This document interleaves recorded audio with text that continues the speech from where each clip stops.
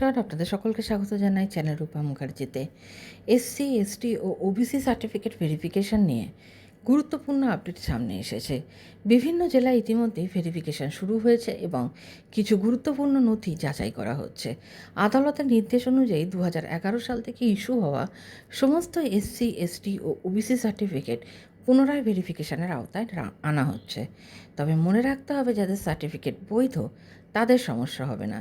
শুধুমাত্র ভুয়ো বা জাল সার্টিফিকেট শনাক্ত হলে সেগুলি বাতিল করা হবে।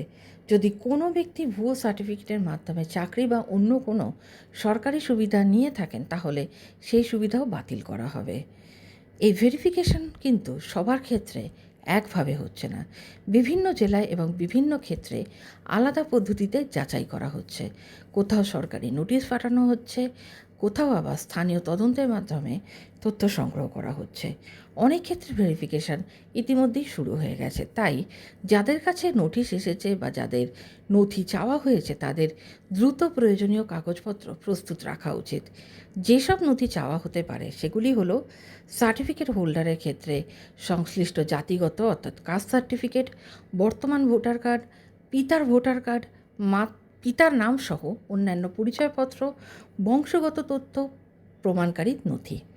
রেফারেন্স সার্টিফিকেট হোল্ডারের ক্ষেত্রে রেফারেন্স সার্টিফিকেট, রেফারেন্স ব্যক্তির কাজ বা পরিচয় সংক্রান্ত নথি, 2011 সালের পরে ইস্যু হওয়া সার্টিফিকেটের ক্ষেত্রে রেফারেন্স সার্টিফিকেটের বৈধতা যাচাইয়ের নথি।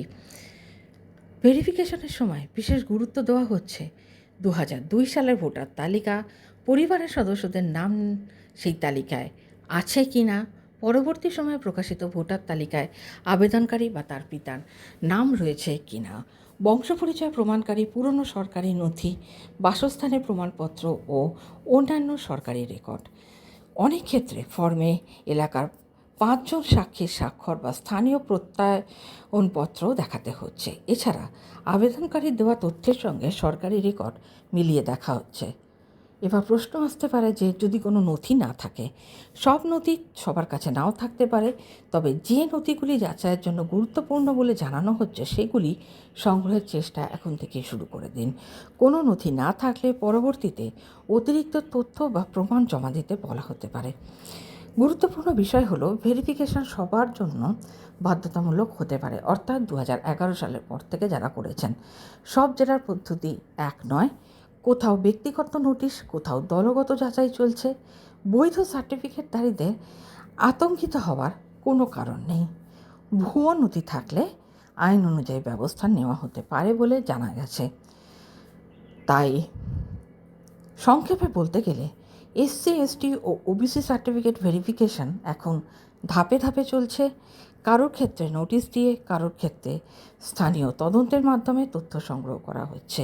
তাই যাদের সার্টিফিকেট রয়েছে তারা প্রয়োজনীয় সমস্ত নথি প্রস্তুত রাখুন এবং সরকারের নির্দেশের জন্য নজর রাখুন। অযথা ভয় পাবেন না, গুজবে কান দেবেন না। সকলে ভালো থাকবেন। ধন্যবাদ। নমস্কার।